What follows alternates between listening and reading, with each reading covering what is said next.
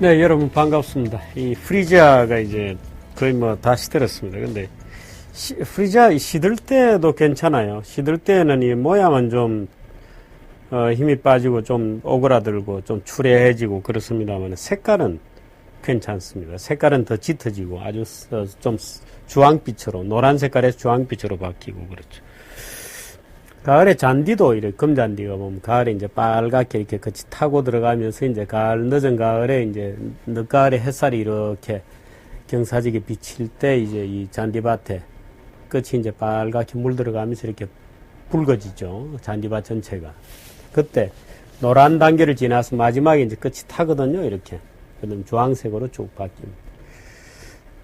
사람도 이 늙어갈 때 아름다웠으면 황혼이 지는 것처럼 합니다만은 참 사람은 늙으면서 아름답게 늙기가 참 어렵습니다. 추하게 늙고 치매가 오고 육체적으로 통제가 안 되고 그래서 이제 소위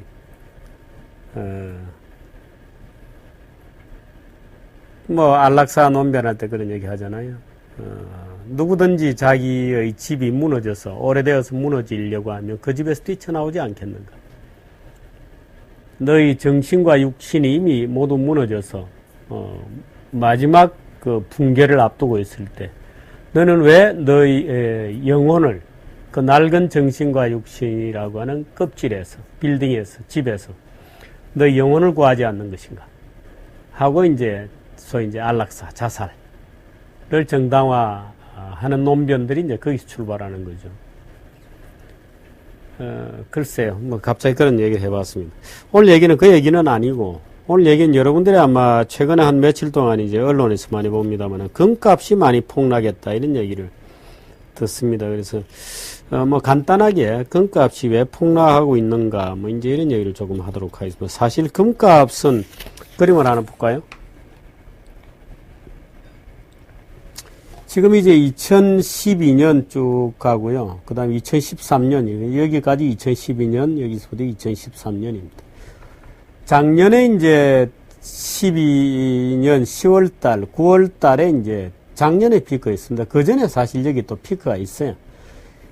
지금 그 뭐 1700, 1800달러 이렇게 됩니다만은, 그 전해 2011년 9월달에 1924달러, 온스당, 2,000달러를 깨지는 못했습니다. 하고 이제 약간 떨어졌다가 다시 이제 피크를 했다가 지금 아주 붕괴하고 있습니다. 거의 뭐 하루에 며칠 사이에 1,500달러대에서 1,300달러대로 신속하게 이렇게 폭락하고 있습니다. 그래서 아마 금 투자해 놓으신 분들이 지금 잠을 못 주무실 텐데 뭐 금이야 좀 기다리면 되지 싶습니다. 금이 최근에 많이 떨어진 이유는 여러 가지 있습니다. 키프로스가 금을 좀 가지고 있는데 금을 팔아서 국가 빚을 갚겠다. 키프로스 금융위기는 여러분 잘 아시죠? 그런 게 하나 있고 그 다음에 이제 이 엔화가 이제 양적 완화, 무제한적으로 엔화를 찍어내면서 달러가 돌연 강세로 돌아섰다. 사실 금 시세라는 것은 달러 표시잖아요. 예를 들어 1924달러, 지금 1300달러입니다. 그러니까 달러가 강세가 되면 자연히 금 시세는 떨어지는 것처럼 보이고요. 근데 말하자면 금과 달러의 교환 비율이죠. 금과 달러의 교환 비율이 1700이었다가 1300으로 갔다. 이것은 금 가치가 올랐다 이렇게 얘기할 수도 있습니다만 달러 가치가 금 가치가 떨어졌다고 얘기할 수도 있지만 달러 가치가 올랐다 이렇게 얘기할 수도 있죠. 말하자면 전에는 금 1온스를 1700달러 1700대 1로 교환 비율이었는데 이제는 1300대로 바꿀 수 있다. 그러니까 금 달러 가치가 올라갔다는 얘기입니다. 그래서 엔화의 무차별적인 이제 양적 완화 때문에 달러가 올라간 듯이 보이는 마치 동산에서 해가 떴다. 근데 사실 해가 뜬 건 아니죠. 그런 것처럼 이제 달러가 원래 이제 70년도 오일 쇼크 날 때도 그랬습니다만은 오일 쇼크가 나기 전에 사실 금값이 먼저 치고 올랐죠. 그러니까 달러 값이 폭락을 한 것이 바로 금 시세가 폭등한 것처럼 보입니다. 말하자면 달러당 금 1온스당 35달러에다가 36, 7, 8 1온스당 100달러 그게 800달러까지 갔었거든요. 그리고 이제 수십 년 만에 2000달러를 조금 못 미쳐 찍고 지금 다시 무너지고 있는 겁니다. 그러니까 이제 사실은 뭐 달러와 금은 이제 시소로 하는 거죠. 그래서 달러 값이 올라갔다 그러면 금 값은 떨어지고, 달러 값이 떨어졌다 그러면 금 값은 올라가는 시소 관계에 있습니다. 어느 정도 기름도 마찬가지입니다. 근데 기름은 조금 또 사정이 다르게 움직이죠. 그래서 최근에 이렇게 급락한 여러 가지 이유는 이제 첫째가 하는 이유는 키프로스, 그 다음에 인도 얘기를 많이 합니다. 인도 사람들이 이제 금을 굉장히 좋아하는데, 원래 후진국이 금을 좋아하잖아요. 그래서 인도 사람들이 후진국에 금을 많이 삽니다만은, 최근에 이제 인도가, 인도로 금이 너무 많이 들어오고, 또 그런 것들이 이제 인도 루피 가격을 끌어올리고, 그래서 이제 금을 좀 적게 들어오게 하려고 금 관세를 올렸던 것 같아요. 그래서 그런 영향이 있고.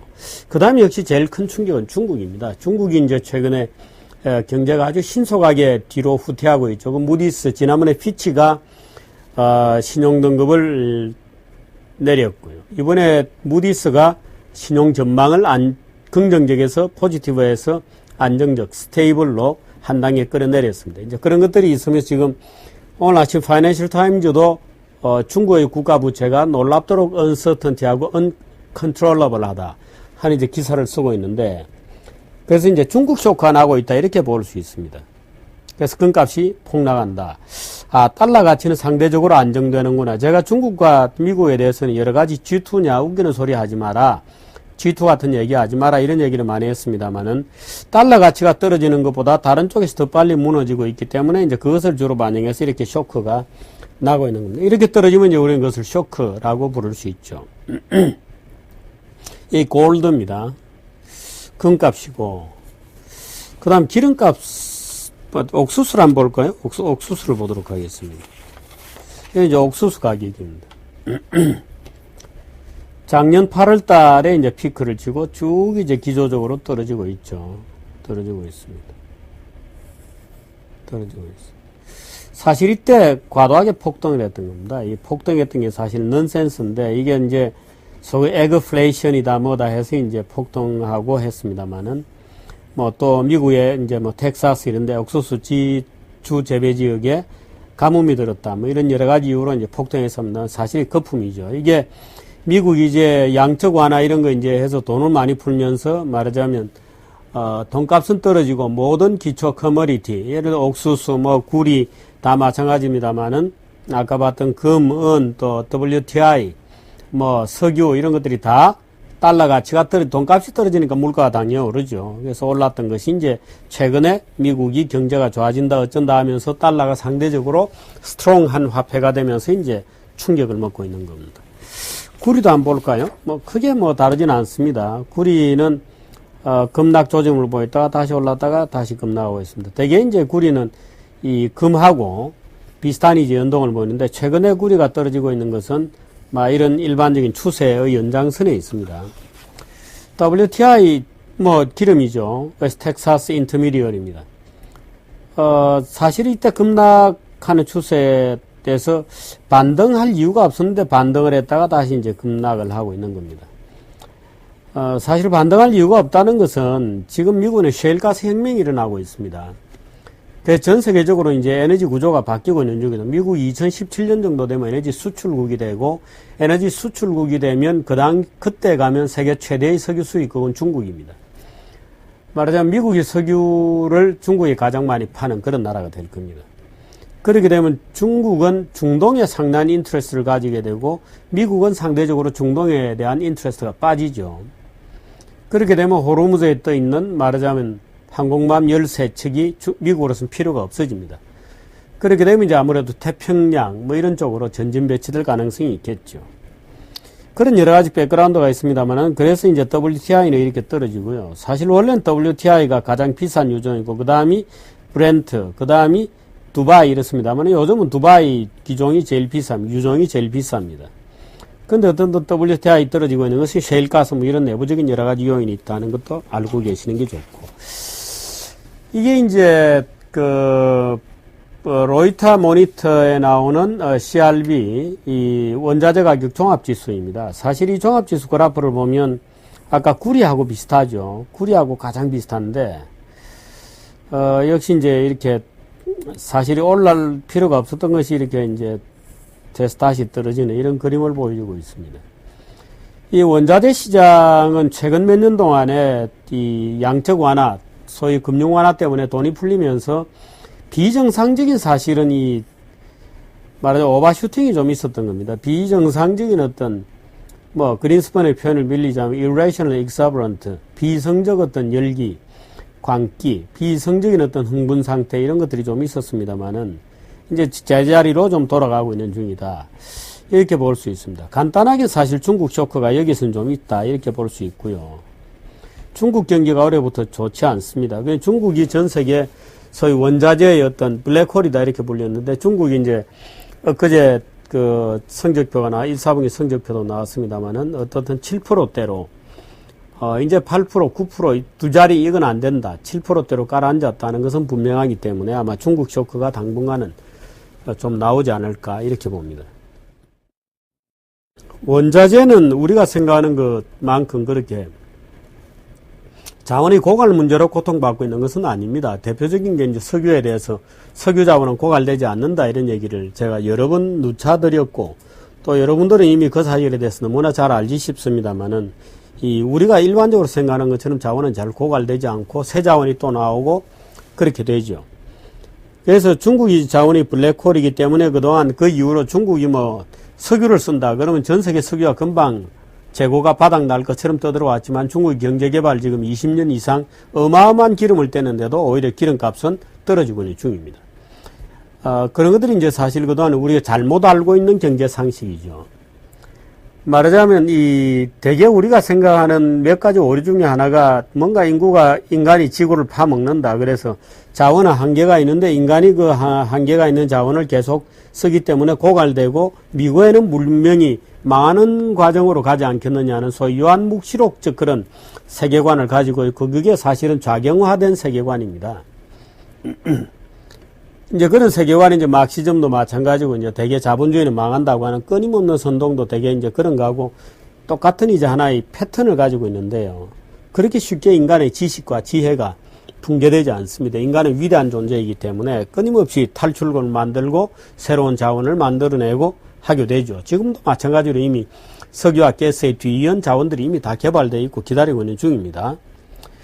그래서 그런 차원에서 우리가 예를 들어서 금값이 떨어지고 있다 할 때도 한번 금값이 움직이는 동향 이런 것을 보면서 국제 흐름을 금융과 예를 들어서 국가 간의 어떤 뭐 헤게몬이라든지 또는 이 금이나 석유를 둘러싸고 진행되는 국제 정치의 역학관계 또 자금의 흐름 이런 것을 동시에 느낄 수 있는 것이 이제 이런 그래프들입니다. 그래서 제가 기간은 지금 2년치를 뭐 1년 몇 개월을 뽑아봤습니다만은 여러분도 기회가 나는 대로 예를 들어 스스로 공부하는 말하자면 이런 차트를 직접 보면서 그걸 느낄 수 있는 정도로 자기의 어떤 경제를 보는 관 또는 심도 이런 것을 키워가시기 바랍니다.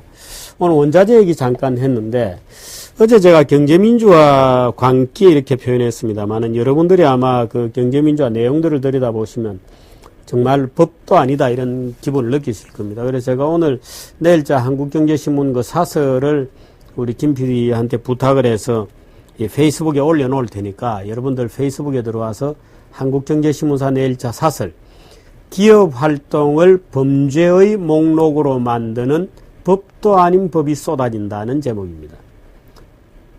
좀 읽어봐 주시기를 바랍니다. 사실 이 문제는 그렇게 간단한 문제가 아니어서 우리 경제를 파괴하고 자유로운 정신을 파괴하고 인간의 행동 모두를 정부가 컨트롤하려고 하고 대주주나 기업 간의 여차지감은 깜빵에 집어넣겠다는 것이 그런 법은 없습니다. 전 세계에도.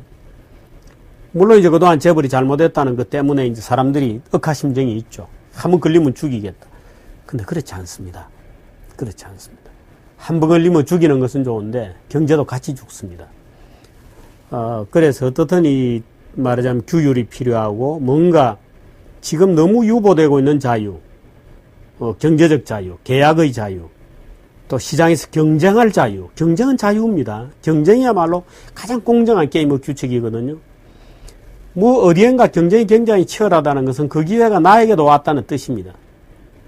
어디에도 예를 들어서 내가 도달할 수 없는 곳에는 경쟁 자체가 눈에 안 보이죠. 어떤 경쟁이 존재하는지. 근데 경쟁이 치열하다고 내가 느꼈다는 것은 그 경쟁이 치열한 그 부분이 내게 또 기회로 다가왔다는 뜻이죠.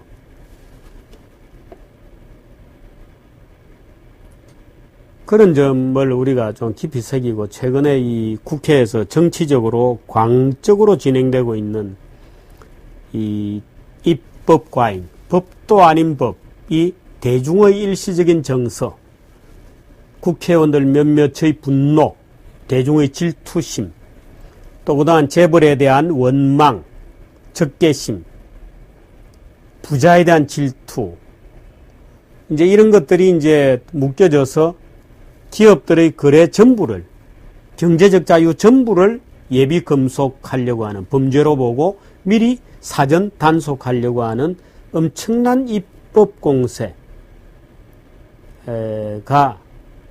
법의 뭐라 그럴까요? 억압이라고 할까요? 법은 자유를 위해서 희생해야 되는 것인데 오히려 억압의 수단으로 동원되고 있는 이런 과정이 지금 진행 중에 있습니다. 그래서 그 사설도 여러분들이 한번 읽어봐 주실 것을 부탁드립니다.